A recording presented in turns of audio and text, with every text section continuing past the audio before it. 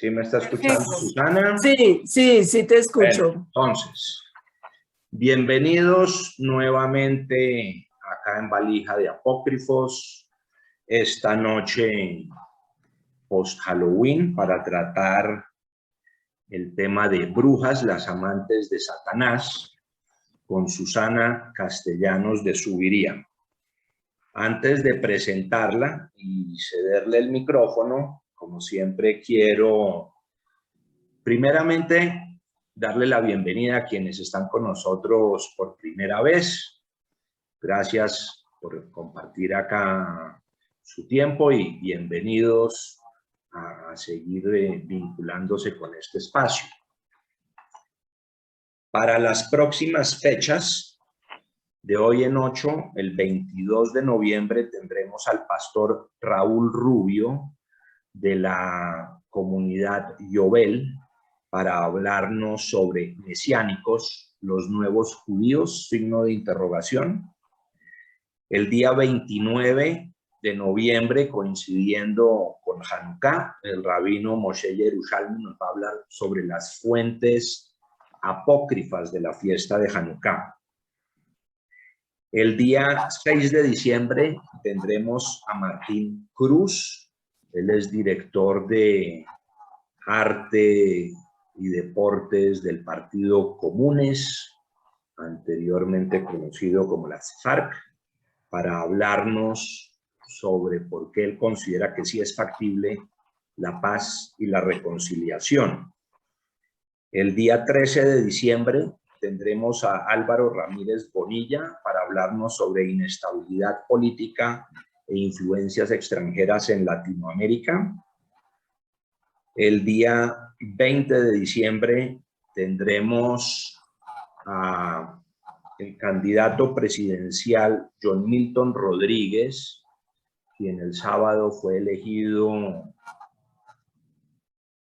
por el partido Colombia Justa Libres, el partido evangélico acá en Colombia. Y finalizaremos el año el 27 de diciembre con Ushi Levy de la FM, título aún por definir. Y volviendo a lo que nos trae hoy aquí a este espacio en Valija de Apócrifos, Susana Castellanos es bogotana, graduada en literatura de la Universidad Javeriana, con especialización en educación de la Universidad del Externado, en historia del arte del Art Institute of Chicago. También tiene una especialización en religiones afroamericanas de la Universidad de La Habana en Cuba. Es profesora de humanidades del CNG, Colegio Nueva Granada, profesora también del Centro de Estudios Religiosos de la Universidad del Rosario y del CESA. Es autora de 4 libros: Mujeres perversas de la historia, Diosas, brujas y vampiresas, Amores malditos, y más recientemente, de cómo el diablo adquirió sus cuernos, de lo que tuve el gusto de publicar una entrevista que se le hizo a ella hace quizá cosa de 2 meses. Lo pueden encontrar en Valija de Apócrifos. Además de eso, es una mujer brillante, gran conversadora. Me preguntaba mucho de muchos temas y yo siempre trataba de contestarle con datos y argumentos. Y al final creo que yo terminé aprendiendo más de ella que al revés. Me da mucho gusto tener a Susana acá en este espacio. Gracias por compartirnos este tema diferente y apropiado para una valija de apócrifos. Susana, el micrófono y este foro es suyo. Buenas noches, muchas gracias, Jackie, por la invitación para compartir en un ratico con ustedes lo que ha sido la pasión de mi vida, que son las representaciones del mal en la literatura y el arte. Y desde eso, de lo que vamos a hablar un poco esta noche, en particular de las imágenes, y lo haremos de alguna manera como símbolos, como arquetipos, ¿sí? Siguiendo un poco la línea de Jung, como arquetipos, cómo se construyeron estas imágenes, tanto las de las brujas como las del diablo, en la literatura, el arte, la mitología, todo esto de alguna manera dentro de lo posible en una línea cronológica. Entonces, bueno, para hablar de brujas, tenemos que hablar de la asociación que ha existido siempre en casi todas las culturas entre lo femenino, lo oscuro, la noche, lo instintivo, lo subterráneo, y es, digamos, asociado también a todo aquello que tiene la fuerza suficiente para generar vida, pero a su vez que tiene como pulsiones de muerte. Entonces, desde las diosas de las que vamos a ver, porque esta es como la evolución de un símbolo que va de diosas, hechiceras, figuras femeninas nocturnas, cómo van evolucionando en las culturas, y después de alguna manera cómo desde finales del siglo XIX, principios del siglo XX, cuando se van conformando unos estudios alrededor de la mitología, de la psicología, todos estos símbolos adquieren una nueva dimensión que tiene que ver con el mal, con lo que tiene que ver con el mal. Entonces, la bruja tiene que ver con un tema que ha existido en varias culturas, de un temor al poder de lo femenino, que se encarna muchas veces en la figura de la mujer. Pero de alguna manera hay que tener en cuenta que lo femenino y la mujer son conceptos distintos. Lo femenino es algo así como un símbolo, como Jung lo explicaba diciendo que tanto dentro de hombres o mujeres existen dos fuerzas primordiales, que son las del ánima y la del animus, o sea, como la fuerza de lo femenino y la fuerza de lo masculino está dentro de todos nosotros. Y a lo femenino se le ha asociado con lo instintivo, con lo intuitivo, con lo que tiene que ver con la piel, la noche, mientras que lo masculino se ha asociado con lo racional, con el pensamiento lógico, simbólicamente con el sol, el día, las montañas. Por eso, de alguna manera, en las tradiciones politeístas, aquellas que tienen muchos dioses, el sol es por lo general una entidad, un dios masculino, la luna es femenina, la noche es femenina en su mayoría, mientras que el día es masculino, porque esto tiene una serie de asociaciones simbólicas. Y entonces, a lo que se escapa de lo que la lógica puede entender, se ha asociado por lo general con lo femenino. Entonces, tiene que ver un poco con lo inesperado, lo caótico, lo impredecible. Hay algo, un símbolo muy bonito en la mitología griega, que es el símbolo del destino, que son las moiras, que son tres viejas cuya imagen es muy similar a la de las brujas de los cuentos, y ellas son las tejedoras del destino, porque el destino es impredecible, es inesperado. Si fuera lo que, entre comillas, debe ser, pues sería masculino, según los griegos, pero ese lado azaroso lo asocian con lo femenino, y además esta figura de las moiras tiene otra característica particular, que es que se ríe, siempre se está burlando de nosotros.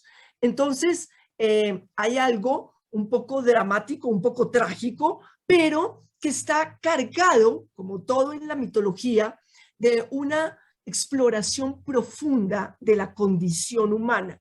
Eso es lo que está ahí. Entonces, a ojos de lo racional, que de alguna manera durante la Edad Media va a estar personificado, por ejemplo, en los padres de la iglesia, como Tertuliano, la figura de lo femenino va a ser altamente peligrosa. Representa la tentación, el deseo y fundamentalmente el sacar a los personajes masculinos, sacarnos del orden en el que se debe estar y llevarlos, pues, a ojos de la iglesia medieval por los caminos de la perdición. Entonces, ese es un símbolo interesante. Entonces, la bruja, tal como la conocemos en los cuentos de hadas, encarna un temor que hay a la mujer. ¿Por qué se le teme? Entonces, pues la respuesta inicial es porque encarna el deseo, la tentación. Estos son unos cuadros que siempre me han llamado mucho la atención, que son las tentaciones de San Antonio. Y ustedes ven ahí el santo, ¿sí? Son representaciones posteriores de santos medievales intentando mantener la cordura, concentrándose en lecturas piadosas para no dejarse arrastrar por las tentaciones, por los pecados que están representados en esas mujeres que ustedes ven ahí. En esta central, cierto que este es un cuadro del siglo XIX que, como pueden ver, es bastante osado para su época, pues llega a tal punto que la figura de Cristo cae porque aparece una figura femenina como la tentación y el diablo aquí atrás está como un titiritero manejando todo esto. Entonces, en la Edad Media se consolidó la idea de la mujer como un agente de Satán, del diablo, y eso es lo que vamos a ir viendo en esta charla. ¿Cómo se conforma esa imagen de la bruja, por una parte, y por otra parte, su asociación, o por qué se cree que existe una asociación con el diablo y cómo evolucionó, cómo se construyó esa figura del diablo? Entonces, como les decía hace un momento, la figura de la bruja es una evolución que va de diosa a bruja. En la prehistoria, antes de que las primeras sociedades comenzaran a escribir, en la prehistoria, las principales deidades son femeninas, son diosas de la tierra, diosas madres muy poderosas, pero estas diosas, como veíamos, encarnan tanto la vida y la muerte. Son diosas de la guerra y de la sexualidad, que se ven en el cercano oriente, primordialmente, pero se pueden ver en general en todas las culturas. De ellas, entonces, emana la vida, pero van a necesitar, según se ve en los relatos mitológicos, un héroe, una figura masculina que va a ser la civilizadora, que trae pues el orden, porque la figura masculina está asociada al orden, o sea, la figura masculina en los relatos míticos y épicos que van a llegar hasta los libros de caballería, digamos, y en muchas novelas contemporáneas y series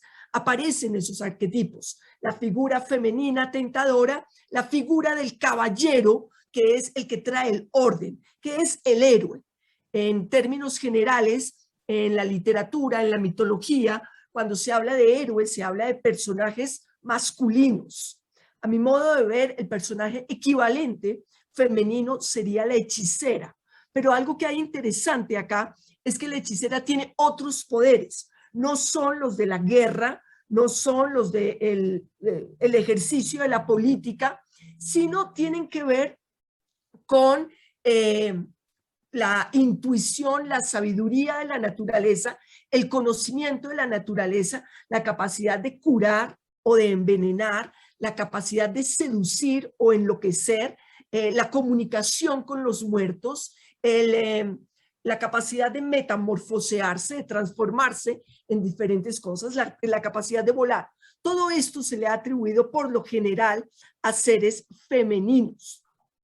Entonces, están asociados a la noche, a la luna, y entonces el paso de la prehistoria a la historia en mitología se ve también como el momento en el que se destronan las antiguas diosas madre y van a pasar a ser los dioses los que tienen el poder. Y en general se pueden perseguir, digamos, se pueden rastrear los relatos que llegan a ese momento de conflicto. Por ejemplo, entre los babilonios, el conflicto entre Marduk y Tiamat. Tiamat viene siendo una gran diosa madre, pero es una naturaleza, como ustedes la pueden ver en ciertas películas de Discovery o en las explosiones volcánicas, que es una naturaleza que genera vida, que tiene potencialmente la capacidad de generar vida, pero que en su fuerza puede arrasar con todo, que es absolutamente arrebatada. Esas características que se ven en las fuerzas de la naturaleza son las que se le van a atribuir también a los personajes femeninos. Se va a asociar, porque eso es muy común en el pensamiento mítico, se asocian los comportamientos de la naturaleza asociados a lo femenino, se asocian a las representaciones femeninas y en última instancia, en algunos casos, eso ya será conclusión personal de ustedes, a las mujeres en particular y la heroicidad a los hombres en particular. Pero esa ya sería una conclusión personal. Siguiendo esta idea de los dioses guerreros, entonces las diosas que eran las antiguas poderosas en la prehistoria podemos ver que los principales vestigios que hay de arte son de diosas madre, pero ellas van a seguir existiendo. Lo que pasa es que van a quedar de alguna manera subordinadas, o por lo menos no en el plano que van a quedar los dioses. Hay algunas diosas que son supremamente interesantes, y una de ellas que es de origen de la tradición sumeria, pero que luego va a tener muchísima fuerza en la tradición medieval cabalística, es la figura de Lilith, que en el folclore popular es conocida como la primera esposa de Adán. Cogió, como les decía, mucha fuerza en los estudiosos medievales de Cábala, y esta figura de Lilith, que luego va a ser retomada principalmente por los artistas del siglo XIX. El siglo XIX es un siglo muy importante para todas estas figuras, es la época del romanticismo, y en ese momento va a haber como una búsqueda de la libertad. Eso está conectado en el siglo XIX porque es la época de las revoluciones, es la época de las independencias de los países. La libertad tiene muchísima fuerza. Entonces, del mismo modo que está pasando en la historia, en los movimientos sociales, la literatura y el arte siempre son un reflejo de eso. Y entonces, en el romanticismo, en el siglo XIX, con el espíritu de rebeldía, va a volver a tomar fuerza estas figuras que venían de tradición medieval e incluso mucho más antigua, como la de Lilith. Entonces, el cuadro que ustedes ven ahí, que es un prerrafaelita, ven cómo la representaban según la leyenda con el pelo rojo. No se le alcanzan a ver los ojos porque los tienen entrecerrados, pero usualmente se cree que tienen los ojos verdes. Las hechiceras y las brujas tienen los ojos verdes o negros, y envuelta o asociada con la serpiente. Entonces, Lilith va a tener unas asociaciones con Eva, pues al estar casada con Adán, pero a Lilith va a estar hecha de barro, del mismo modo que Adán, y ella no considera que deba estar subordinada a él. Cuando tienen relaciones sexuales, ella quiere estar sobre él, cosa que a él no le gusta porque él quiere mantener su concepto de masculinidad, reniega y dice, no, así no es como yo quiero. Lilith dice, no, si no es como yo quiero, entonces aquí no hay nada. Ella se va, Adán se queda llorando en un rincón, llegan unos ángeles, le preguntan que qué le pasa, y él dice que la mujer que le dieron no es obediente. Entonces los ángeles van, hablan con Lilith y le dicen que, pues, que le toca estar con Adán como él quiere. Ella se niega, como rechaza de alguna manera las órdenes de Dios. Según la leyenda, la tierra se abre, ella sola, y en otras versiones con el demonio Asmodeo, va a ser la mamá de una serie de demonios que son los íncubos y los súcubos, de los que hablaremos más adelante. Estos son demonios sexuales. Entonces, la figura de Lilith, al igual que posteriormente, la figura de las brujas va a estar asociada a la sexualidad independiente, a no estar sometida a un marido. Lilith va a seguir en la tradición popular como un pájaro durante el día y durante la noche sale volando y cuando a buscar amantes se mete en la cama de ellos y los va a, pues tienen relaciones sexuales hasta que los agota y los mata, básicamente. Entonces, ella va a representar una sexualidad femenina independiente y peligrosa. Estos son elementos fundamentales de las brujas. Entonces, pero en estas figuras, en estas diosas, porque Astarte o Ishtar tiene unas características similares en el sentido de que es ella la que busca amantes, a veces la rechazan, a Ishtar la rechazaron y pues tuvo un drama con Gilgamesh. Gilgamesh, un héroe sumerio, la rechazó y eso fue pues un desastre para toda la humanidad. Entonces son personajes que eminentemente son pasionales, funcionan pasionalmente por oposición a los personajes masculinos, los dioses y los héroes.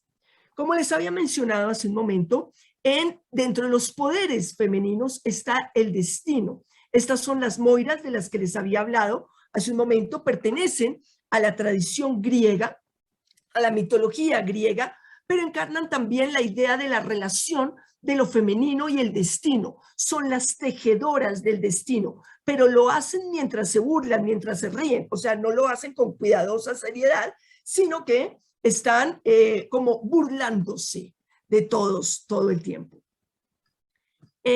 Tenemos también que hay una asociación en muchas culturas entre las diosas y las figuras de la muerte.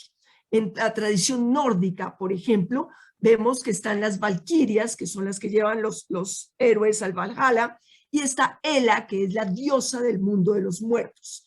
Entonces, esta idea, estas asociaciones no corresponden solamente a una tradición o cultura, sino que las podemos ver en varias. Y además podemos ver la evolución de estos símbolos en los pueblos, digamos, que han llevado a cabo una evolución cultural evidente.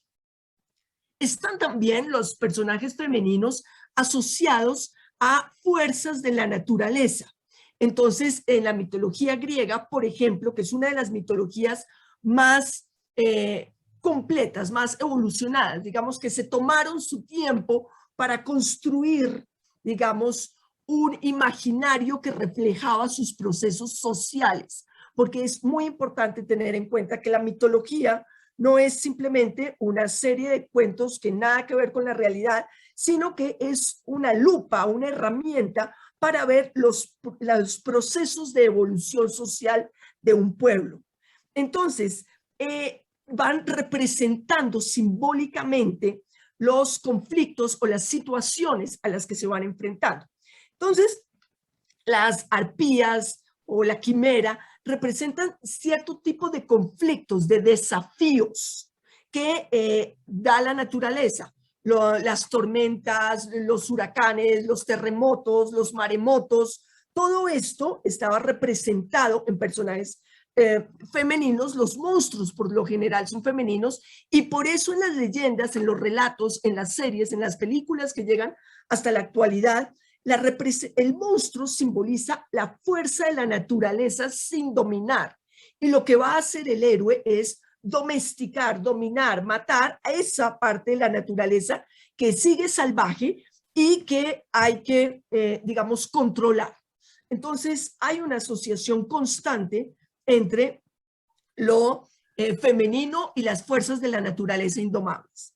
Por otra parte, están digamos, en la misma línea de los héroes, pero su equivalente femenino, como les había dicho, son las sacerdotisas, pistonisas, sibilas, hechiceras, son descendientes de las diosas. Por lo general, los héroes son descendientes de dioses o de diosas, pero digamos son personajes masculinos y ellos van a ser héroes o en otros casos sacerdotes asociados a un dios masculino.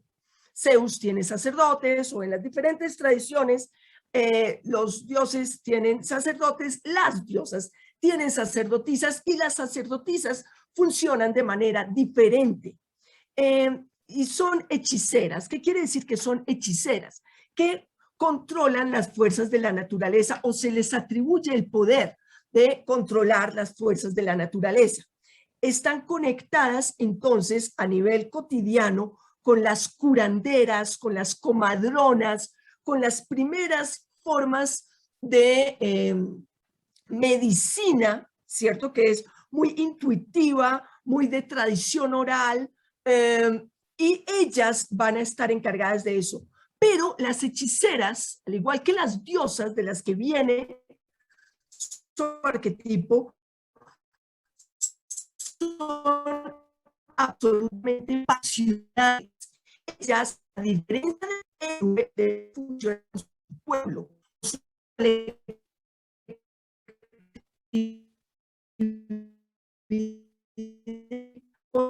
las mismas, no les está interesando el bien camino de su oficio, el que tienen que hacer para seducirlo y amarrar.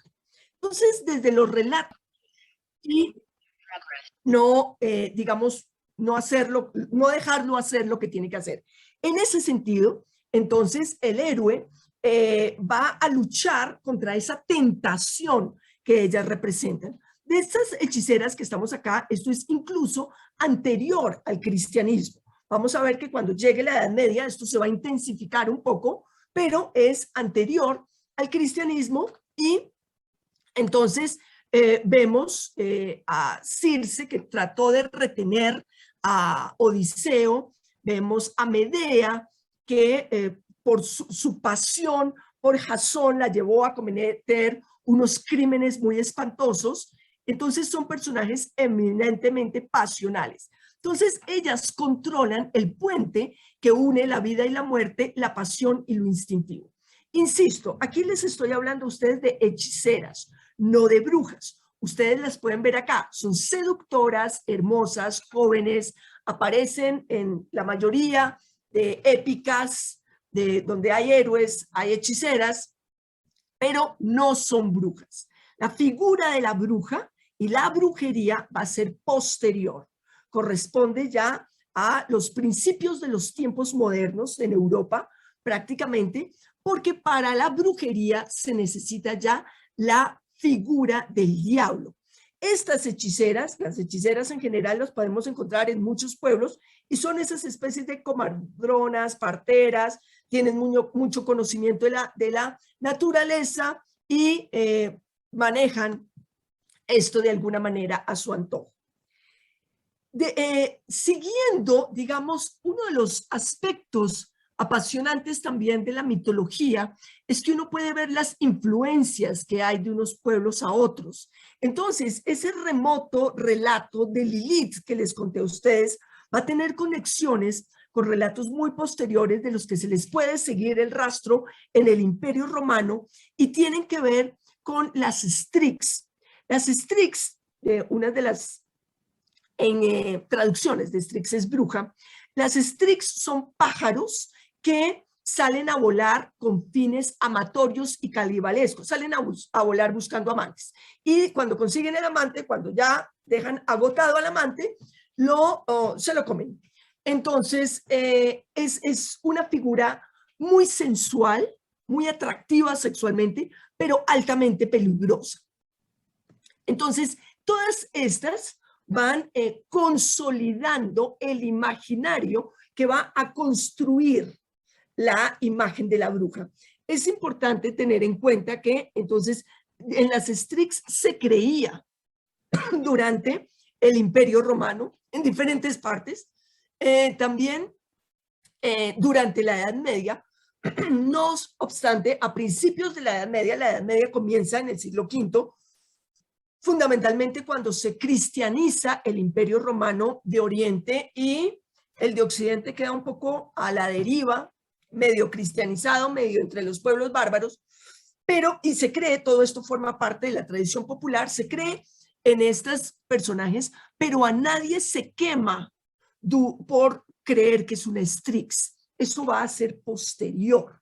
O sea, en los albores, en los principios de la Edad Media, se cree, pero la relación social, individual y social con lo sobrenatural, con lo fantástico, con lo maravilloso, digamos, es más permitida, ¿sí?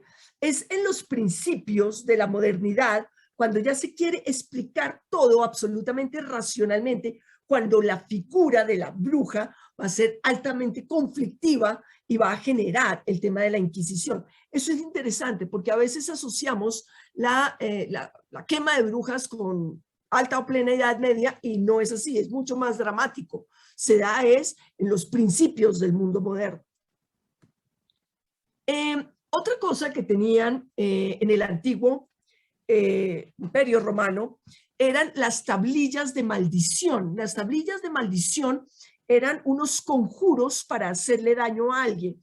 Y estas tablillas de maldición se invocaba principalmente a Perséfone, que es la esposa de Hades, o Proserpina, la esposa de Plutón, si lo ponemos en nombre romano, Perséfone y Hades es el nombre griego, Proserpina es el nombre romano, y entonces se han encontrado tablillas de maldición en los que se invocaba a los muertos y a esta diosa de los muertos para hacer daño. Y quienes hacían de intermediarios eran principalmente ciertas mujeres. Entonces, estas también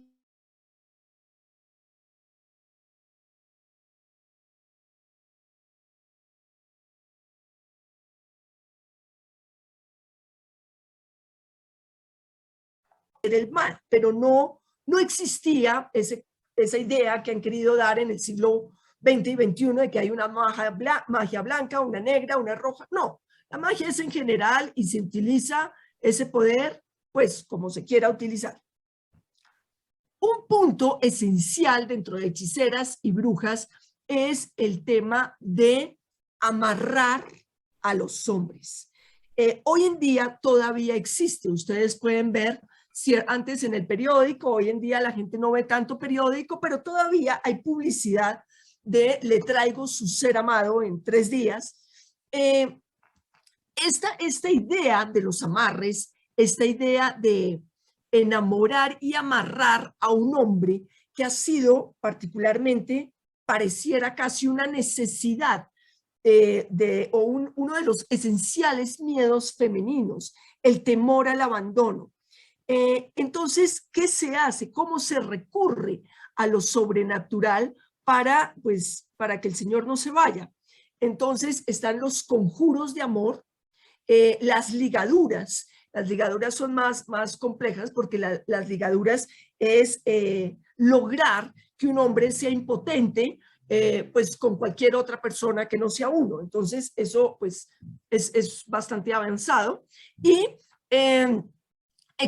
se han visto desde la antigua historia, digamos, los conjuros para lograr el amor de alguien. Entonces, para esto son principalmente hechiceras, porque ellas son las conocedoras de las hierbas, ellas son las conocedoras de las plantas, ellas son las que manejan esas fuerzas de la naturaleza.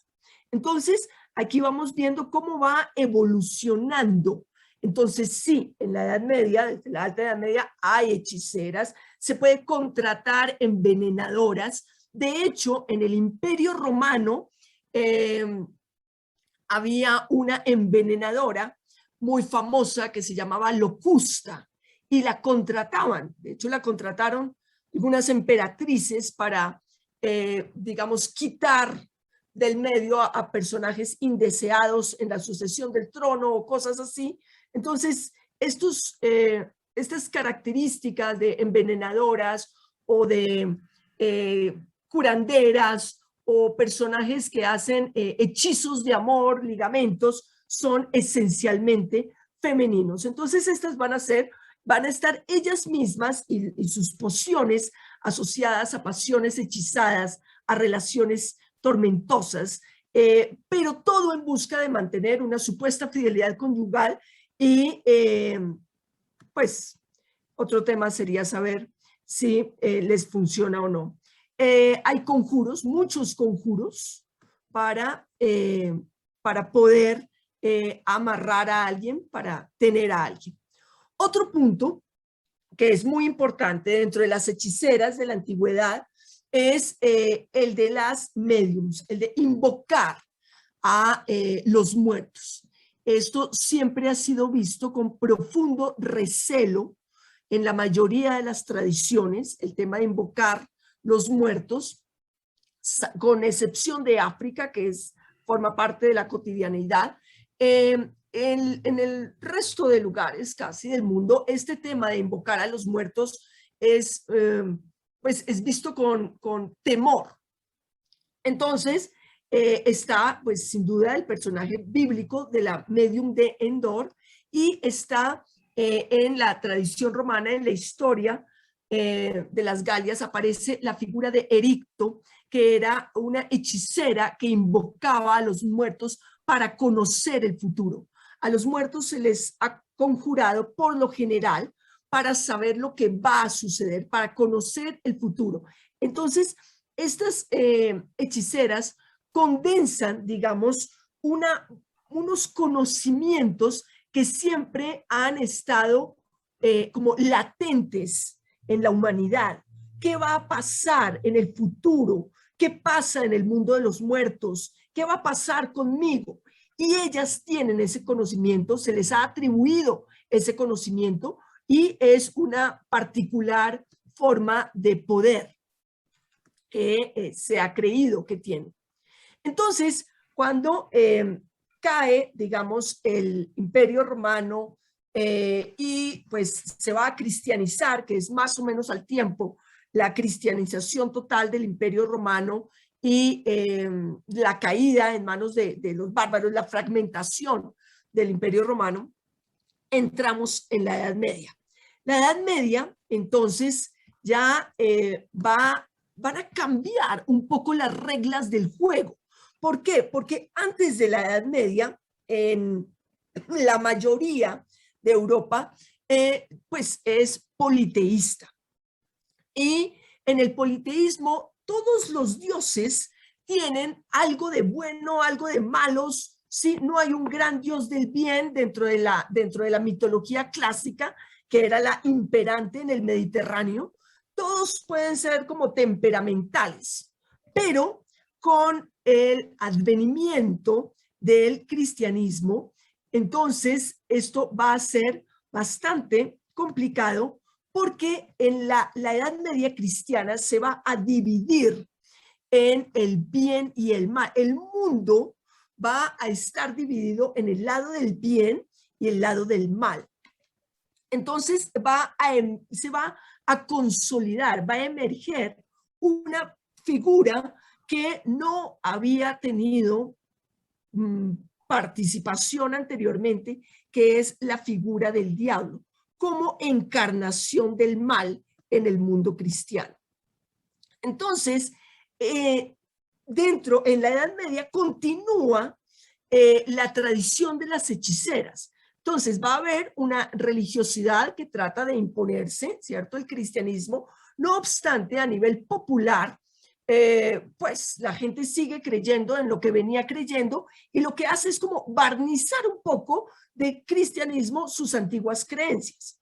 Entonces eso queda, pues, lo que se conoce popularmente como un sincretismo, que es una mezcla cultural, religiosa, de una cantidad de cosas, una especie de salpicón religioso que se va a manifestar también en el arte y en la literatura.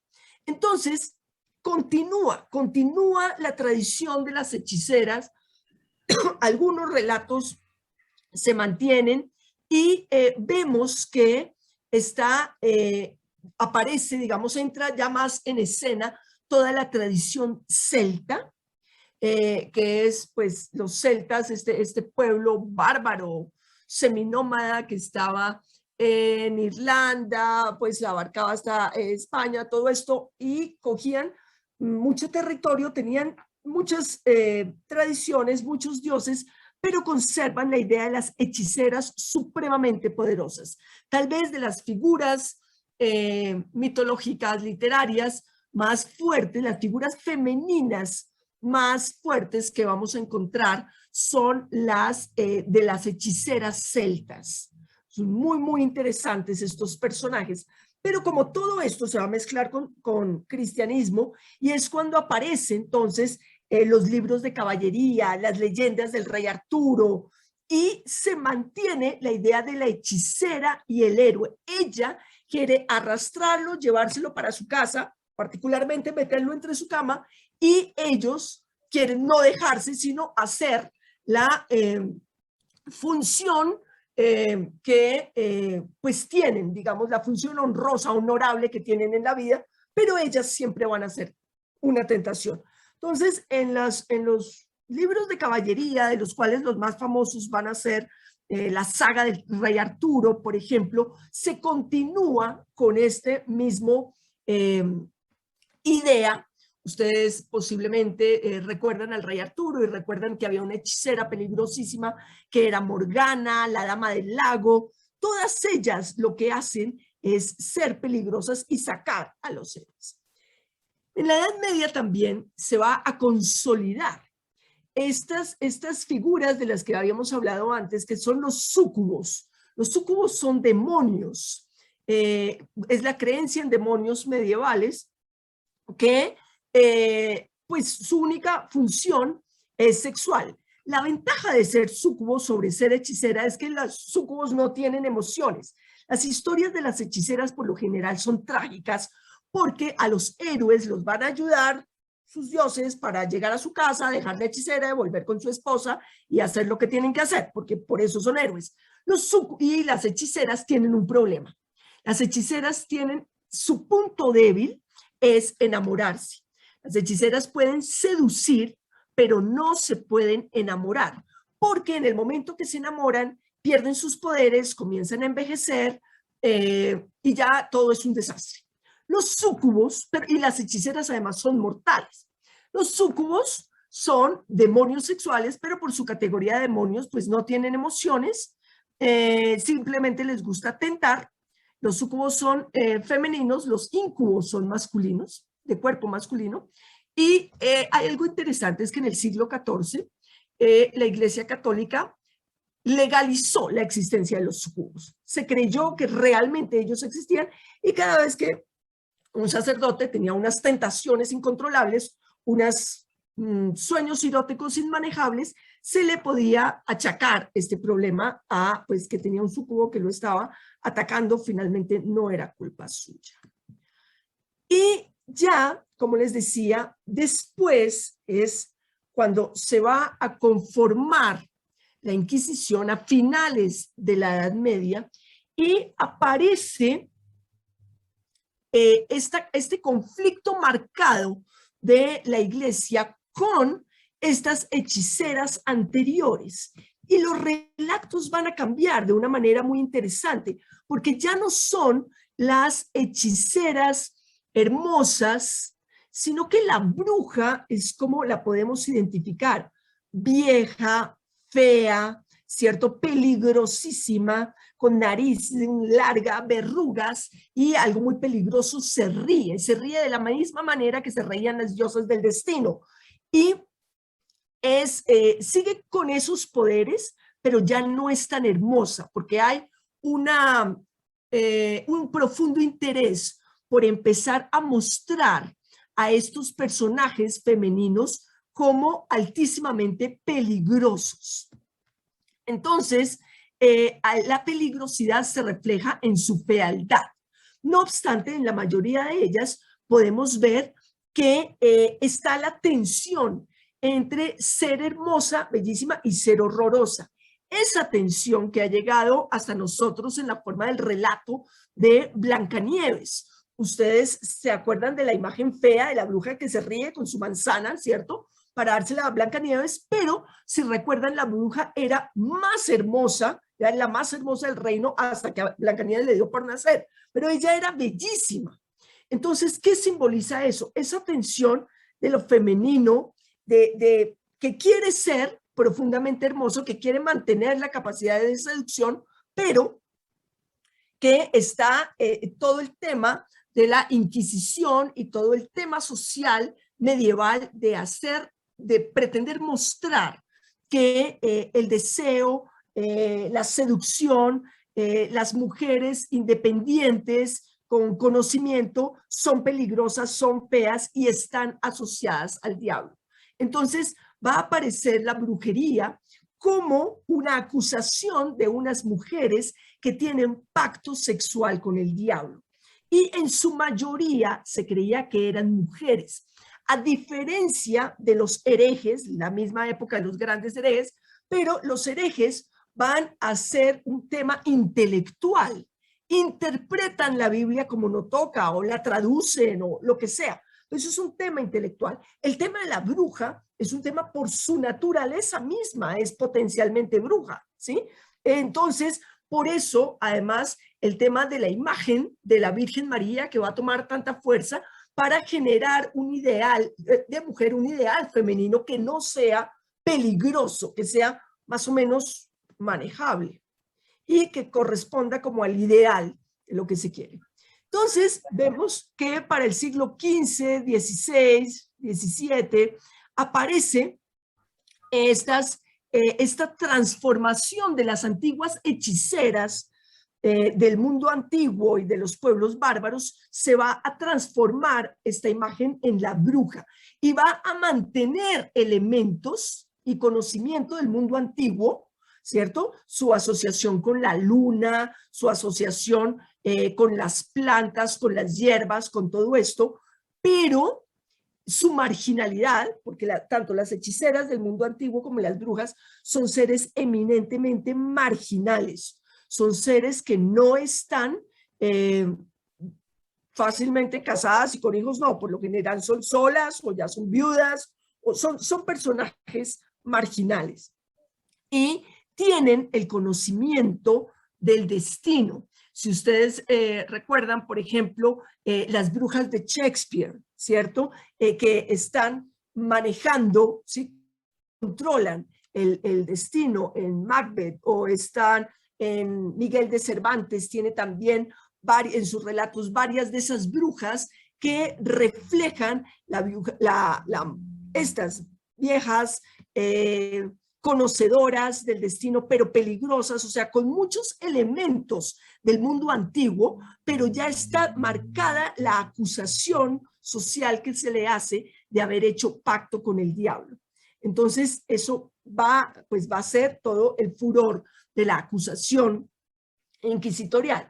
En estas acusaciones inquisitoriales se decía que ellas salían volando. Algo que es muy interesante, como les decía, de este momento, es que en los libros como el Maleus Maleficarum, que era el martillo de los brujos, lo que utilizaban los inquisidores para perseguir a estas mujeres, se las va a acusar de volar. Hoy en día, el Maleus Maleficarum es prácticamente un texto literario, ¿cierto? Porque es demasiado fantástico, un poco surreal, pero en su momento, ¿cierto? Era un libro jurídico, era con el que se establecía justicia. Entonces, es muy desconcertante, aunque apasionante, ver cómo en los albores de la modernidad, ¿cierto? O sea, estamos hablando después del descubrimiento de América y prácticamente en la época de Newton, ¿sí? Se está persiguiendo brujas y se está creyendo que salen a volar de noche. Entonces, eso es bastante alucinante. Cómo, a pesar de una supuesta racionalidad social, paralelo a eso, existen unos miedos latentes que se desatan y crean unos imaginarios muy, digamos, muy alucinantes. Y está todo el tema de la bruja, del gato, el gato negro, que todos esos son reminiscencias de tiempo antiguo. Por ejemplo, el aspecto de la escoba. La escoba la traían de los gitanos, digamos, es un elemento de los gitanos que va a tener digamos, mucha fuerza como parte de su magia, de su conocimiento, de su capacidad de volar, la asocian con eso. Entonces, todos los elementos que tiene la bruja, el sombrero, era el sombrero de un druida celta, ¿sí? Al igual que la capa, a los gatos negros siempre se les ha atribuido poder. Entonces, todo es una construcción colectiva que se va desarrollando. Entonces, aquí ven ustedes un fragmento del Malleus Maleficarum, que fue por excelencia el martillo de los brujos, ¿cierto? Con el que se perseguía a brujas. En esto se unieron tanto católicos como protestantes. Hubo persecución inquisitorial de ambos bandos y van a asociar la brujería con el anhelo lujurioso, carnal, que ellos creían, estos personajes, principalmente dominicos. Dentro de los dominicos es que se va a desarrollar la Inquisición y después pues va a tomar fuerza en todos cristianismo. Toda la hechicería proviene de la lujuria carnal, que en la mujer es insaciable. Ves los proverbios, hay 3 cosas que nunca se satisfacen y una cuarta que nunca dice basta. Esta es la boca del vientre. Por esta ansia de satisfacer lujurias, ellas cohabitan con demonios. Entonces está la idea muy marcada de que ellas se acostaban con demonios y con el diablo. Más adelante una diferencia entre demonios y el diablo, de la misma manera que hay diferencias entre hechicera y bruja. Y para el Malleus Maleficarum, las brujas son fundamentalmente mujeres. Entonces, dice, es la llamada herejía de las brujas y no de los magos, pues el nombre es tomado del sector más poderoso. O sea, hay muchas más brujas que hombres, y bendito sea el Altísimo que hasta aquí ha preservado al sexo masculino de tan grande crimen. No se creía que fueran brujos. Hubo uno que otro, pero no era un problema masculino, era un problema que le atribuían esencialmente a las mujeres. Entonces, dentro de las acusaciones que se les hacían a las brujas, era de quitarles el pene a los hombres. Entonces, los hombres, aquí básicamente es el relato de un joven que llega a confesarse y le dice al padre que se le perdió su miembro, y él pues se baja los pantalones y le muestra, y el sacerdote le pregunta que si sospecha de alguien que pueda haberle hecho semejante maleficio para que pues haya quedado emasculado. Entonces él le dice que sí, que hay una mujer con la que él estuvo, y pero pues entonces le dice, el sacerdote le contesta que por favor vaya, que la trate muy bien, le hable muy dulcemente, pues para ver si logra que ella lo vuelva a dejar entero. Y entonces él va y lo hace y le dice muchas promesas, y ella pues va a poder volverlo a dejar entero, y él entonces va a donde el confesor, y el confesor le dice, bueno, ¿qué le pasó? ¿Logró hacerlo? El señor se baja los pantalones otra vez y le dice que sí, que ella lo volvió a dejar entero. Pero entonces el punto acá, y esto está en el Maleficarum, el punto está en que se le atribuía a ciertas mujeres el poder de dejar a los hombres sin su miembro viril, y eso pues les generaba un miedo realmente espantoso. Entonces, aquí pues hay, digamos, una receta, si a alguno le interesa, para una ligadura, pero el problema es que se necesita arrancar el pene de un lobo y no es fácil de conseguir. Acá ven ustedes que se va a desarrollar entonces durante la Inquisición el tema de el aquelarre. Los aquelarres eran unas reuniones en las que se creía que las brujas salían volando ¿para qué? Para tener reunión con el diablo.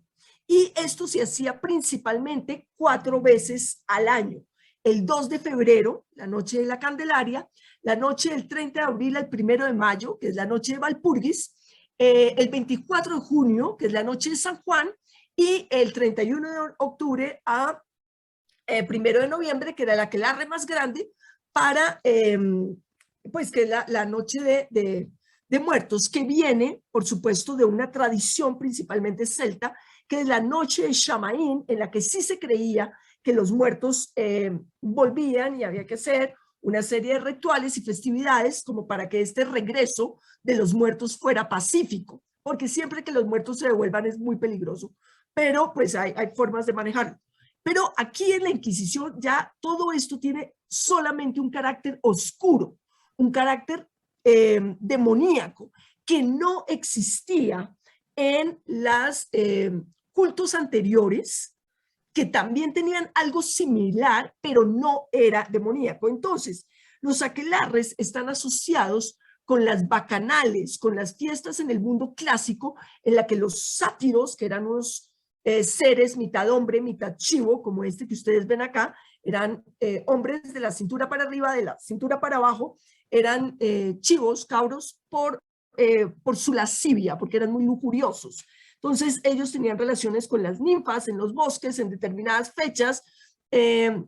Los celtas también tenían ciertas fiestas de fertilidad, y esta, a ojos del cristianismo, fue considerado como demoníaco, y se va a caricaturizar todo esto, a demonizar estas tradiciones ancestrales, y en esta compleja mezcolanza van a surgir todos estos imaginarios de aquelarres que tuvieron muchísima fuerza, porque pues la Inquisición existió y de esto se acusaba a las mujeres de salir volando, de tener relaciones con el diablo, y de hecho le preguntaban a las mujeres en tortura cómo se habían sentido teniendo relaciones con el diablo. Entonces, estas torturas inquisitoriales fueron espantosas, pero son producto de una imaginación y de algo que nos parecería hoy en día difícil de creer, o que a alguien se le pudiera acusar de esto. Entonces vemos cómo eran los calabozos inquisitoriales. Como les decía, tanto protestantes como católicos persiguieron brujas. Una de las diferencias es que los protestantes ahorcaban y los católicos quemaban, pero entonces fue algo muy terrible, que también, como les digo, la literatura es un reflejo de lo que está pasando en la literatura, el arte en general, es un reflejo social de una época. Entonces, en la literatura se van a reflejar también. Las tenemos en Las brujas de Macbeth de Shakespeare, que conservan, digamos, esas características, además de las moiras del mundo griego que les hablé.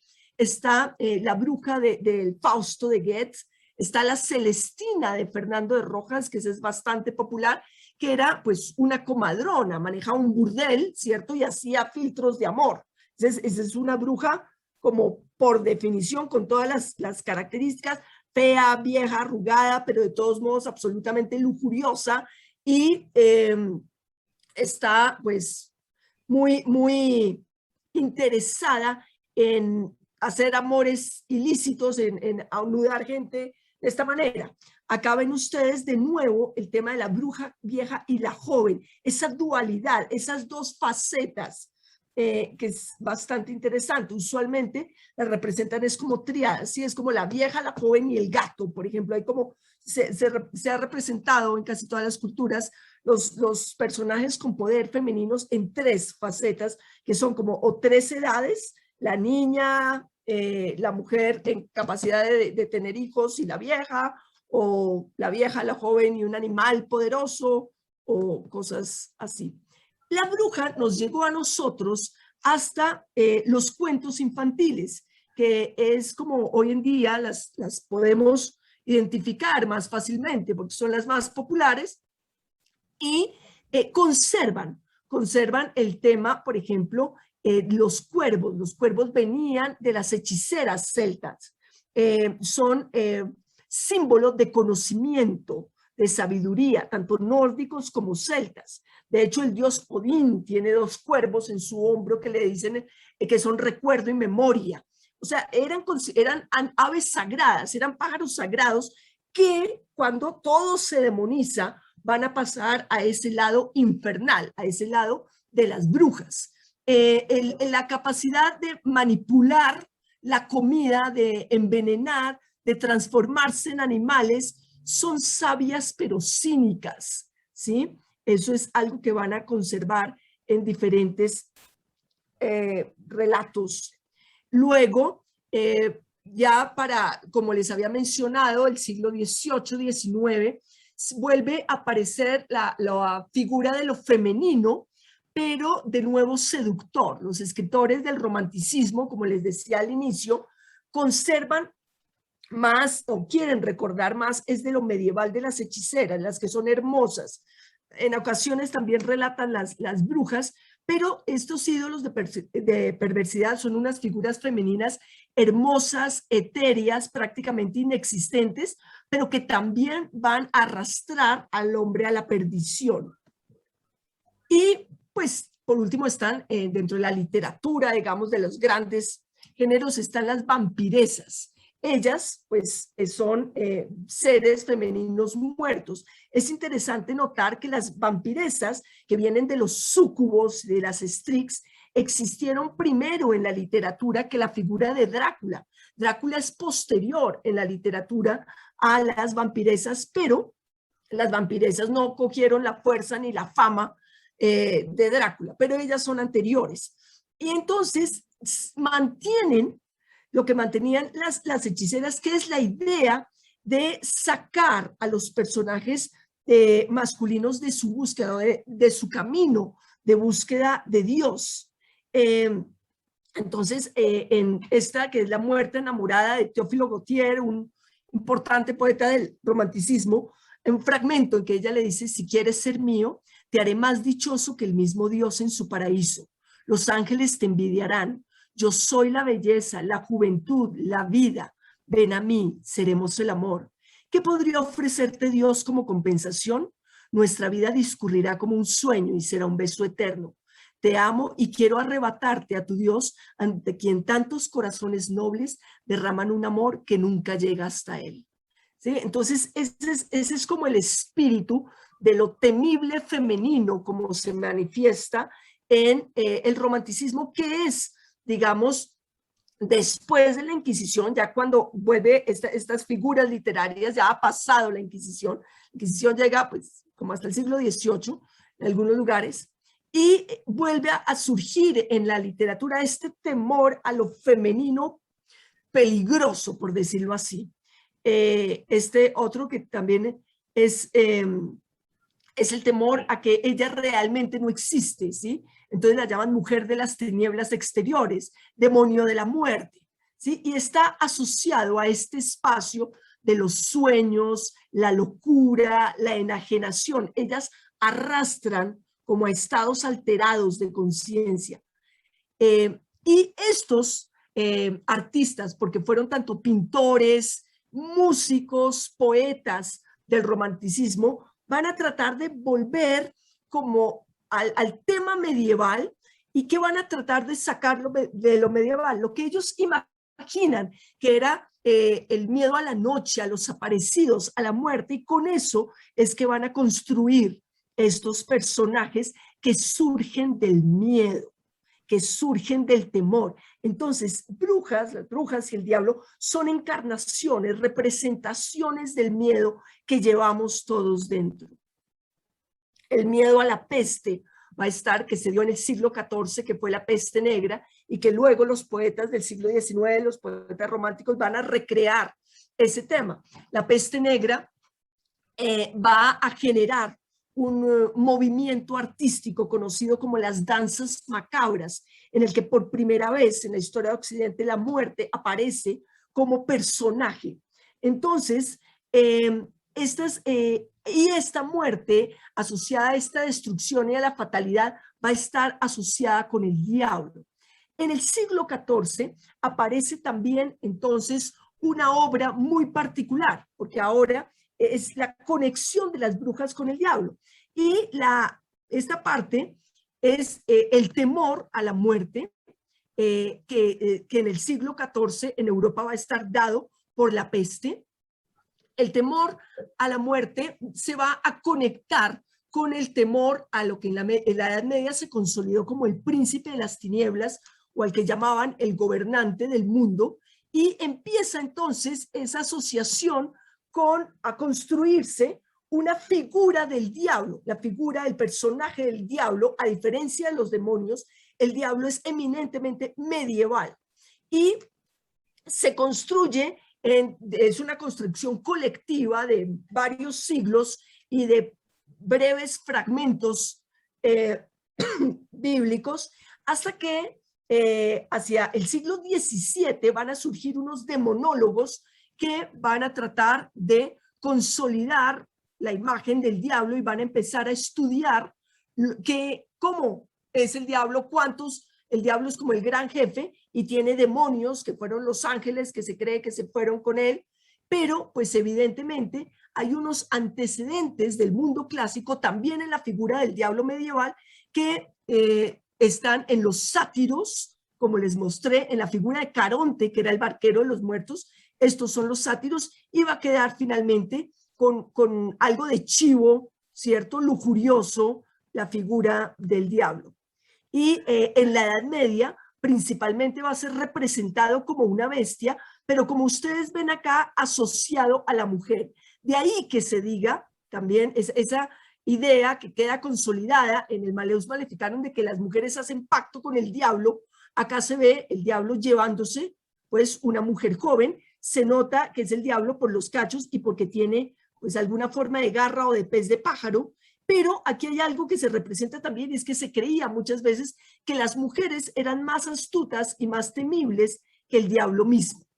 Entonces acá está, digamos, esa imagen de bestia asociada a los placeres terrenales, ¿cierto? Se va a utilizar desde finales del siglo XIX y siglo XX también, ya en el siglo XX, como imagen publicitaria de la tentación, del deseo. El diablo está también asociado a los pecados capitales y hay un demonio, que son como subalternos del diablo, asignado a cada pecado capital, ¿sí? Y de alguna manera están las tentaciones asociadas también con el diablo y las luchas de los demonios para evitar pues que siguiera. El diablo va a ser también gobernante del infierno. Esa es su característica fundamental desde la Divina Comedia de Dante, escrita en el siglo XIV, y lo van a ver cómo evoluciona desde bestia hasta pues macho cabrío, aquí mucho más estructurado, y en su asociación con las brujas. Entonces, estos son los aquelarres en los que Satán se asocia con las brujas. Y aquí así eran las referencias del mundo antiguo de los sátiros con las ninfas, que tienen sus equivalentes en Satán con las brujas. Acá ven los íncubos, los súcubos. Y hoy en día quedan algunas supersticiones de todas esas tradiciones que existieron y que de alguna manera están latentes en las supersticiones y en los relatos literarios, poéticos, que hacen referencia a estos seres temibles. La luna ha estado siempre asociada a lo femenino, a lo peligroso, a la muerte, y la figura tanto del diablo como de la bruja ha estado asociada a la idea de la necesidad de la pasión por encima de las restricciones. Lord Byron, que era un muy interesante poeta del siglo XIX, tenía eso como su eslogan de vida: vivir sin pasiones es vegetar. Por lo tanto, él prefería estar del lado del demonio, del infierno, de las brujas, así eso le costara pues rebelarse ante Dios. Entonces, este es, digamos, el recuento, un breve recuento de las representaciones de las brujas y del diablo en el arte. hasta llegar, digamos, siglo XX, siglo XXI, en que la figura del diablo se vuelve más como popular, graciosa, ya no se le teme, pero sigue siendo básicamente una imagen publicitaria. Muchas gracias. Gracias, Susana. Bastante novedosa esta charla y muy al lugar en este espacio. Solteros saldremos con más cuidado a las calles de noche. A mí me ha llamado la atención el concepto de la pasión, ¿no? Porque durante la presentación escuchábamos temas que se asocian con la maldad, ¿no? Pero la pasión, pues personalmente no la veo mala, ¿no? En muchos casos el diablo me parece, pues, diablo que no hace parte de la tradición que sigo, pero ese concepto del diablo pues, no es una persona tan mala, no ha hecho tantos males, ¿no? A veces puede ser más amable y llevadero que deidades, y especialmente por lo que tiene que ver con la pasión, precisamente. Yo creo que castrarla a lo largo de la historia ha generado más mal que bien. Dos preguntas antes de cederle el micrófono a otros. Una puntual de cultura pop. No soy fan de esas películas, pero la sensación que tengo es que en las últimas décadas la figura por excelencia es de vampiros y vampiresas, ¿no? A diferencia de otros géneros de diablos, brujas, hechiceras, súcubos y demás. Hay mucho en cine y televisión sobre vampiros y vampiresas. Entonces, me llama la atención y quisiera saber cómo se explica eso, ¿no? A diferencia de otros personajes. Y la segunda, quisiera saber si entre culturas matriarcales se reversa esta concepción. O sea, si hablamos del patriarcado occidental, la mujer es la malvada. No sé cómo aplique, por ejemplo, entre guayús o esas tribus del Sahara en Níger, donde los hombres se pintan y bailan para competir por una mujer, ciertas zonas de Nepal donde la mujer puede tener hasta 4 maridos. En esas culturas, ¿la mala sigue siendo la mujer? ¿O ahí también el hombre pasa a ser el malvado? Bueno, las dos preguntas. Drácula. La figura de Drácula es una figura muy interesante porque es como una, ¿cómo se llamaría? Una transposición de la figura del diablo. Tiene otros matices, pero tiene muchos elementos en común con el diablo. En muchos casos se sobreponen. ¿Por qué? Porque básicamente Drácula lo que está haciendo es buscar la vida por su propia cuenta y no necesita, digamos, no quiere recurrir a Dios.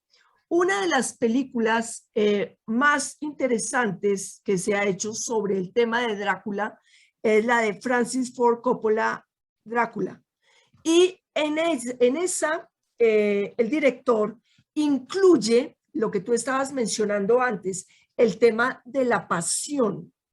La pasión no es que sea necesariamente mala, pero si volvemos a los griegos, Platón en un texto, el banquete, tiene a Diotima que dice, el amor es un demonio, ¿sí? O Eros es un demonio.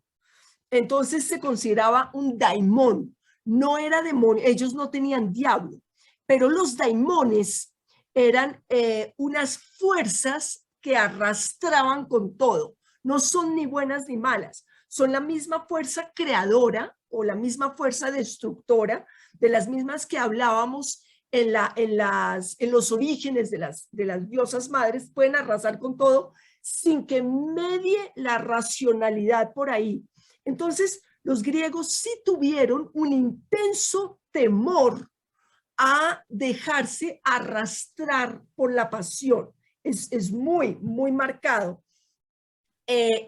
O sea, los griegos no tienen el concepto del bien y el mal como el cristianismo, y esto se va a unir con la siguiente pregunta, pero sí es como conténgase, conténgase, no se deje llevar, no se deje llevar, trate de calcular sus pasos, no se deje llevar por la ira, no se deje llevar por lo que después van a ser conocidos como los pecados capitales, pero sí hay un tema como busque la mesura, busque el equilibrio, tenga cuidado si se deja arrastrar, y usualmente los relatos es que si se dejó arrastrar y no midió, tenga, la lleva, ¿sí? Pero no hay un concepto de bien y mal, es más bien un concepto de consecuencias. Drácula, en la película de Francis Ford Coppola, ¿qué pasa? Que esa película conecta con el personaje histórico de Drácula, en el que supuestamente es Vlad Tepes, está peleando contra los musulmanes que están invadiendo siglo XV, antecitos después de que se toman Constantinopla, le toca pues salir a impedir que lleguen, y mientras tanto su prometida Nina le llega una carta diciéndole que Drácula murió y ella por el dolor se suicida. Cuando él vuelve a su casa, los sacerdotes le dicen que ella no va a ir al cielo porque se suicidó y no tiene derecho a entrar al cielo, y él entonces reniega de Dios, jura conseguir a su prometida y conseguir la vida por un camino diferente al que Dios da. Entonces es un renegado. En esa película digamos, se visualiza de una manera muy, muy chévere, y eso lo equipara con Lucifer, con la tradición de Lucifer, el renegado, el ángel caído, el que no quiso obedecer a Dios, y con otra figura demasiado interesante del siglo XVII, que es con el Satanás o el Lucifer de Milton, un poeta inglés que va a darle personalidad a la figura del diablo al decir, no, yo no quiero, yo prefiero gobernar en el infierno, yo prefiero gobernar en el infierno que servir en el cielo. Entonces esa figura, símbolo de la rebeldía absoluta, se van a conectar Drácula y Lucifer o Satanás como rebeldes, como el diablo como el rebelde, como el que no quiere estar subordinado a Dios. Entonces, en ese sentido, se conectan. Hoy en día, sí, han tomado más fuerza los vampiros.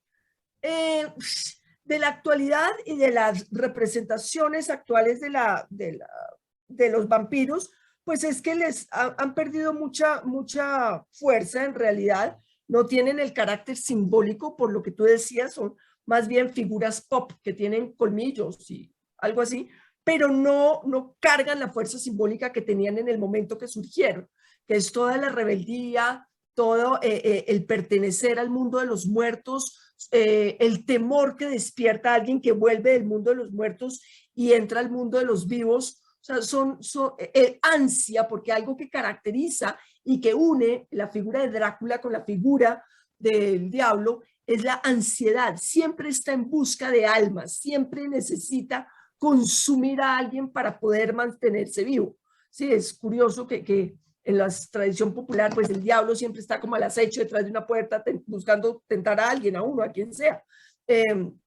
Entonces, esa ansiedad por conseguir más, nunca están saciados, también está conectado. Por otra parte, tu segunda pregunta, me hablabas de las culturas matriarcales. ¿Qué pasa por lo general en estas culturas matriarcales? Que son politeístas. Al ser politeístas, la línea entre el bien y el mal es mucho más difusa. No hay nadie que esté encarnado todo el bien y alguien todo el mal. Entonces, los dioses, cuando son tradiciones politeístas, pues son temperamentales, hay que tener cuidado de no, digamos, de no enfurecerlos, pero el hecho es que, por ejemplo, en la tradición griega, no eran, o sea, las diosas no eran malas necesariamente, tenían unos aspectos en su personalidad bastante, digamos, complejos, pero Atenea era diosa de la sabiduría y la estrategia militar para los griegos, o Afrodita, la diosa de la sexualidad, o la Hestia, la diosa de la protección del hogar. Entonces, no tienen solamente lo oscuro, lo malvado, pero si se miran en conjunto, la mayoría de ellas sí tienen algo muy caprichoso y asociado a lo impredecible, exceptuando Atenea en los griegos, pero que también podía ser implacable. Entonces, esto se va consolidando. Es más, no es tanto que los hombres sean malos en una tradición, sino tiene que ver más con la división del bien y del mal en dos fuerzas, una del Dios y otra del diablo. Y en el momento en el que el cristianismo surge como el diablo, como opositor a Dios, pues va a tener unos agentes, entre los que están las brujas, pero en las tradiciones politeístas no se siente eso tan marcado. Tú puedes encontrar raíces, que fue el ejercicio que hicimos hoy, pero no es la línea divisoria que se va a ver en la Edad Media. Muchas gracias. ¿Alguien tiene preguntas, comentarios? Aarón Shapiro, desde Israel. Bueno, muy interesante. Yo quería apuntar una cosa, la figura de la bruja buena, porque también existe, ¿no? No solo la mala. Pero desde el punto de vista de la antigüedad, podemos hablar que los oráculos eran una especie de brujos o brujas, y lo vemos inclusive en la Biblia, ¿no? Cuando Saúl decide ir a consultar un oráculo o una bruja y se le aparece el profeta Samuel y le dice, mire, ¿sabe qué? Usted va a perder, además por consultar que era prohibido, va a perder el reino. Entonces, ahora me imagino que eso en cuanto al Viejo Testamento o Tanaj, como se dice en hebreo, pero donde en la religión persa, en la religión babilonia, había mucho la demonología y la angeología. En realidad, en la tradición judía, eso de ángeles y demonios se copia de eso, de Babilonia. Antes no había.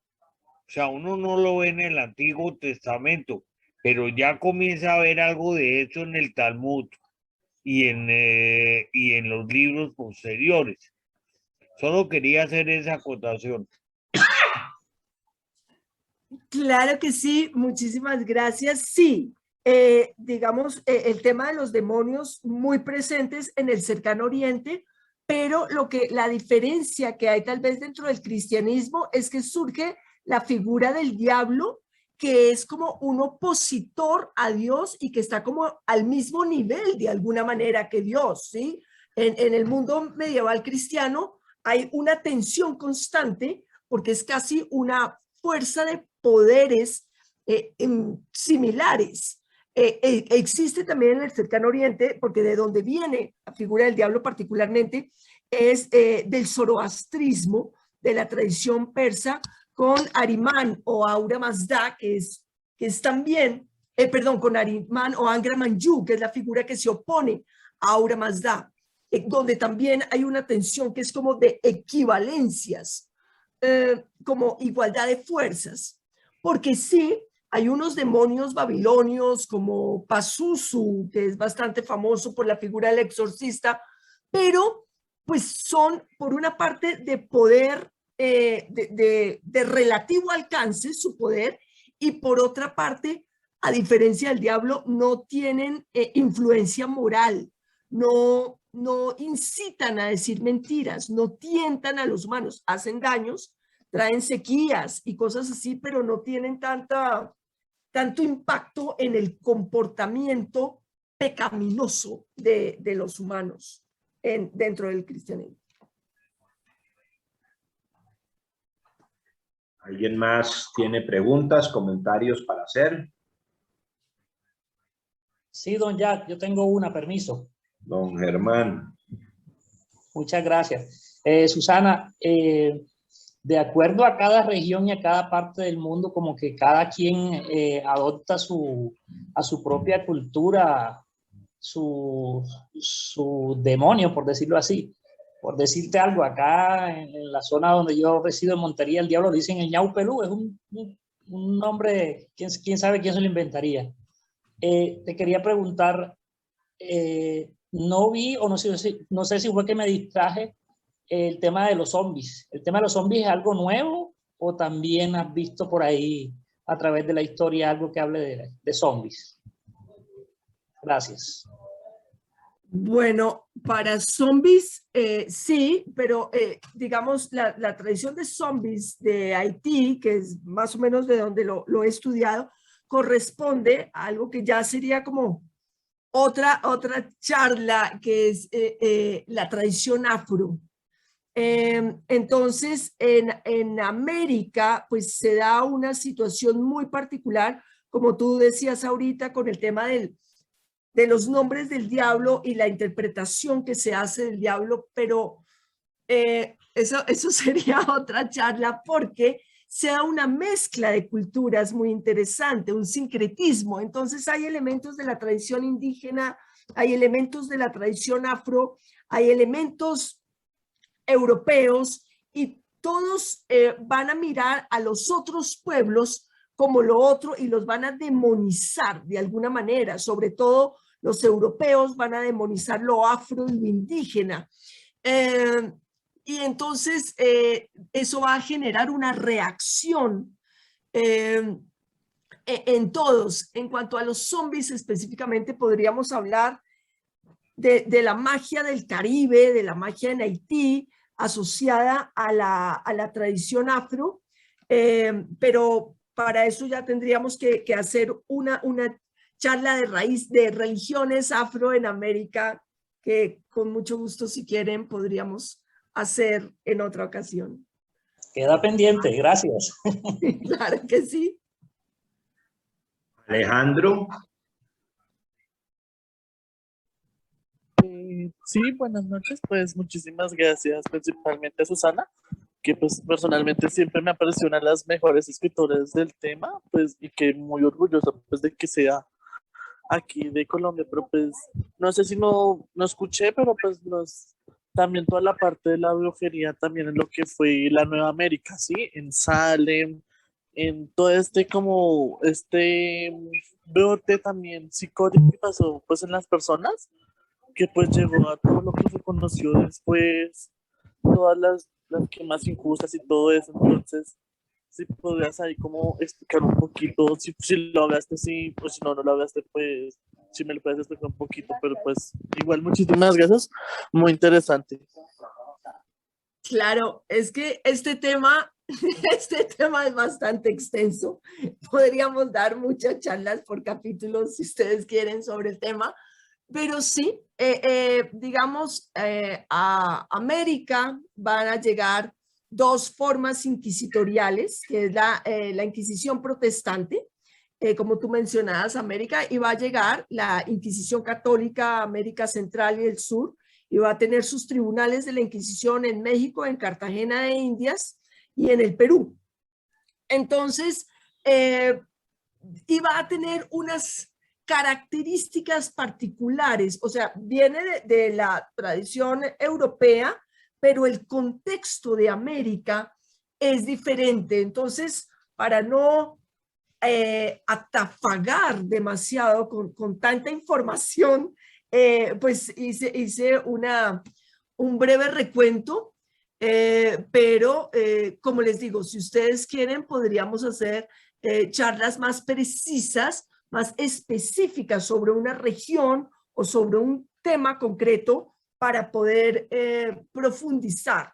Si quieren sobre la Inquisición, brujería, Inquisición en América, pues con muchísimo gusto podemos hacerlo. Parece formidable. Ruti Alberto Fargi. Gracias, Susana.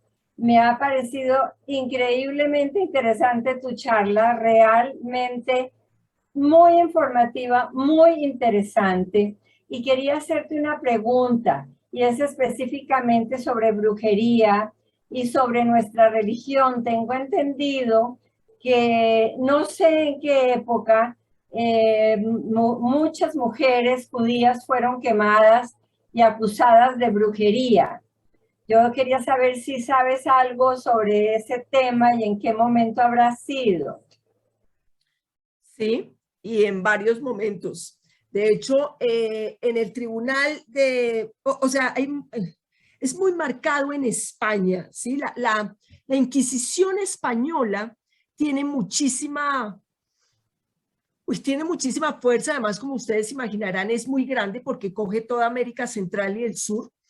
Y en Cartagena, de hecho, en los libros que tengo, estaba estudiando sobre Inquisición en Cartagena de Indias, en los archivos de Sevilla, hay varios casos de mujeres y se les atribuía, es muy interesante, sabes que ahora que lo dices estoy pensando que ese es un tema muy interesante para escribir un artículo o algo, pero sí se les atribuía, o sea, obviamente por el hecho de ser judías, pero además por cualquier símbolo que cargaran, por cualquier comida que prepararan, ¿sí? Entonces, es fundamentalmente en España, en el proceso de la expulsión, España y Portugal, y acá en América, en México, hay una historia de una mujer de apellido Carvajal, que entonces la persiguen por judaizante en un momento que ya no podía ser judía, pero además de judaizante era bruja, ¿sí? Entonces es por lo que hacía, por la belleza que tenía, por la forma en que miraba, ¿sí? Son una cantidad de cosas, pero con mucho gusto, Ruth, podemos hacer un tema que me parece, o sea, ese así de específico no lo he trabajado, pero me parecería interesantísimo conectar los trabajos que tengo sobre eso, porque me acuerdo de esta señora Carvajal en México y es fascinante su historia. Muchísimas gracias, Susana. Tengo acá una pregunta que me hicieron llegar por WhatsApp de Mayan Victoria. ¿En qué momento de la historia aparece la estrella de 5 puntas y la de 6, mal llamada estrella de David, como símbolos de ocultismo y brujería? Sí, eso es plena Edad Media, cuando comienzan los grimorios. Ese es otro tema, si quieren, los grimorios. Los grimorios son los libros, los primeros libros de ocultismo, ¿sí? Como hay uno muy famoso que es la clavícula del rey Salomón y que está asociada a una leyenda popular judía también, que es que el rey Salomón tuvo que invocar demonios para poder construir el templo de Salomón. Entonces, tuvo que aprender a conjurarlos y escribió un tratado sobre cómo conjurarlos. Era tal su sabiduría que podía conjurar demonios aparentemente, según aparece el relato, es muy complicado porque pues el demonio se puede rebelar y hacer lo que se le dé la gana y no lo que uno quiera. Entonces uno tiene que tenerlo esclavizado. Entonces, en ese momento, aparentemente, pero es que estos libros son libros obviamente atribuidos a Salomón, pero no son de Salomón, son 2400 años después de Salomón, como que comienzan a escribirse en el siglo XIV, y ahí en esos conjuros, en esos conjuros que sean, en los símbolos para hacer conjuros, e invocar demonios, ya en algunos aparece la estrella de 5 puntas. Entonces, porque era dentro de un círculo, apuntando a los, digamos, como a diferentes puntos y haciendo una asociación con el norte, el sur, el este, los puntos. Ahí había unos personajes espirituales para invocar y ahí aparece la estrella de 5 puntas. He visto unas 3 o 4 historias del origen de esta estrella, pero la he visto en textos antiguos desde el siglo XIV, básicamente en estos grimorios, que son los libros para invocar demonios, ya en algunos aparece. Sí, sí. No sé a quién darle la mano porque no le veo el nombre, pero asumo que es de México. No sé si... Hola, soy Vivek. Una VK y una MX. Entonces no sé cómo llamarlo. Vivek. Vivek, bienvenido. Vivek. ¿Cómo estás, Susana? Hola, Vivek, ¿cómo estás? Oye, mucho gusto escuchar la conversación. Estoy muy emocionado. Te quería comentar algo que obviamente es más complejo y más largo, como has dicho. Pero aquí en México tuvimos el proceso de conquista bastante poderoso, en donde erradicaron y prácticamente invisibilizaron nuestra cultura pues ancestral, ¿no? La corona española erradicó todas nuestras creencias místicas. Tú has visto que en el programa estamos hablando precisamente en estos meses de esto, pero me encantaría saber después cuál fue el peso de la Inquisición para seguir terminando con todas esas culturas que nosotros teníamos milenarias, porque ese es un tema que también creo que da para mucho. Sí. Porque pues terminaron con todo. Últimamente hemos estado haciendo ese esfuerzo por recapitular precisamente toda la cultura de la náhuatl, que estaba muchísimo antes de los españoles, y cómo se tuvo que convertir todas esas viejas creencias en los actuales chamanes, ¿no? La cultura tolteca sigue viva a través del chamanismo, pero también ellos debieron haber adoptado diferentes entendimientos para las fuerzas obscuras o asociadas con lo que en Europa se entendía como el demonio, como la brujería. Pero aquí, por ejemplo, están las fuerzas de los diferentes rumbos, y la fuerza más oscura, pero que también es una fuerza creadora, es la de la Tezcatlipoca. No sé si estoy bien, o si en algún momento me dieras la oportunidad de indagar muchísimo más contigo en este tema abocado a nuestras culturas raíces en América. Ese tema me parece interesantísimo también. Es que tendríamos que hacer uno enfocado en América, pero ya tendría que ser un segundo plano, porque empiezan esas mezclas sincréticas, ¿sí? Entonces, como lo ven los europeos, pues es malvado, pero acá en América no es malvado, ¿sí? Porque pues son politeístas, hay muchas fuerzas, hay muchas opciones de la naturaleza, porque de alguna manera son encarnaciones de las fuerzas de la naturaleza, y en la naturaleza está lo creador, está lo destructivo, está lo claro, está lo oscuro, está todo. Pero bajo la mirada europea, pues ciertas características van a ser oscuras, van a ser demoníacas. Entonces, sí, claro que sí, Vive, eso tenemos que explorar ese tema, claro. Ok, muchísimas gracias, Susana. Gracias a todos. Oh, qué rico verte. Gracias. Igualmente, bye. ¿Alguna otra pregunta o comentario? Preguntan si esos libros se pueden conseguir en algún lado.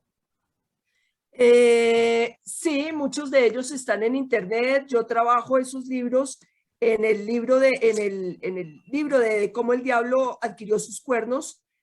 Básicamente, pues hago como una breve reseña acá de esos grimorios, de varios grimorios. Muchos se consiguen por internet, muchos se consiguen por la clavícula de Salomón o la clave de Salomón. Sí, varios libros se pueden conseguir.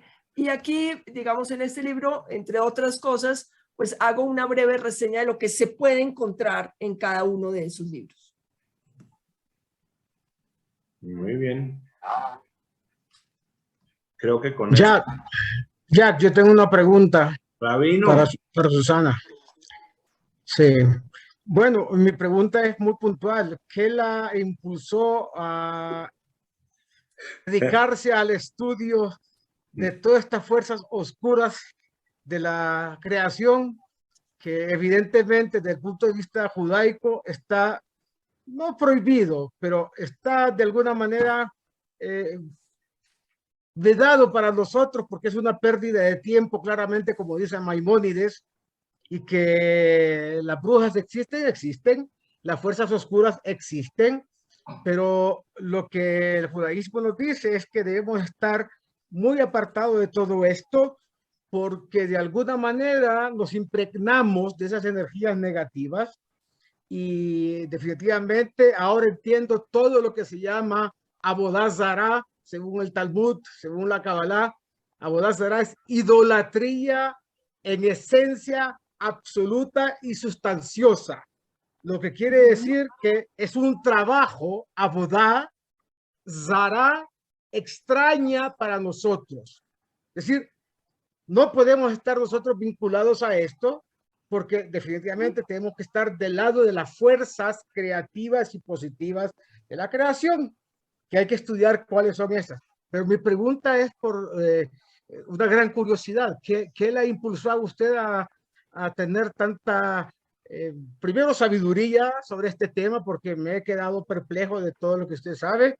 Y segundo, veo que tiene usted satisfacción de eso, de lo que hace, o sea, desde el punto de vista intelectual. ¿No? Sí, sí. O sea, intelectualmente. Desde el punto de vista intelectual, sí, eso, a eso me refiero. Claro. Bueno, eso es un profundo interés por la mitología, por los arquetipos. El estudio de Jung, de Carl Jung, pues para mí ha sido bastante fuerte, igual que de los estudiosos de las religiones, Mircea Eliade, por ejemplo, Joseph Campbell, pero hay una frase de Jung que sintetiza un poco esto. Él dice que nadie alcanza la iluminación fantaseando figuras de luz, sino haciéndose consciente de su propia oscuridad. Entonces es como tomar conciencia de los miedos que tenemos, de los miedos más profundos que tenemos, para poder trascenderlos. Ese es como un poco mi interés, porque básicamente lo que trabajo es historia del arte, literatura y mitología. Cómo a través del arte, de la mitología y de la literatura se pueden trascender esos miedos y por lo tanto esa oscuridad. Interesante. Muy buena respuesta a mi pregunta. Sí. Yo suponía que era por ahí la cosa, porque a veces el temor, o a veces también el respeto por la luz, hace que la gente vaya desde ceros y menos ceros quizás, en plano cartesiano a lo menos, es decir, donde más oscuro quizás encontremos algo de luz. Bueno, es un riesgo, es muy arriesgada esa postura, y la verdad es que admiro mucho esa dedicación. Muchas gracias por su disertación, muy interesante. Muchas gracias, Ron. No sé si Aarón volvió a levantar la mano. Sí. En el judaísmo no se habla mucho del diablo, bueno, ya después de Babilonia un poquito, pero sí hablan de la fuerza del bien y del mal. Yetzer Hara veYetzer Hatov. Yo creo que eso es lo más cercano al diablo que podemos hablar en el judaísmo. La fuerza del mal contra la fuerza del bien. No es muy exacto, Aarón, no es muy exacto. Lo que dice el Talmud sobre este tema es que, fíjate bien, Yetzer Hara, el Satán y Malach Amavet son tres diferentes categorías del mismo ser. Para Susana le explico. Yetzer Hara es la inclinación al mal que tiene la persona. El Satán es la fuerza, que es una fuerza creada por Dios, que lo impulsa a la persona a actuar negativamente para que se oponga y tenga mérito frente a lo divino. y el Malach HaMavet es el ángel de la muerte. Los tres están conectados. Es la misma fuerza en diferentes dosificaciones. Por Entonces, eso dije, lo más no, cercano en el judaísmo sí, pero es es que eso. no existe el diablo. En el judaísmo no existe el diablo. El diablo es un invento diferente, nada que ver con nosotros. El Satán es una fuerza espiritual que impulsa a la persona, ¿sí?, a desviarlo.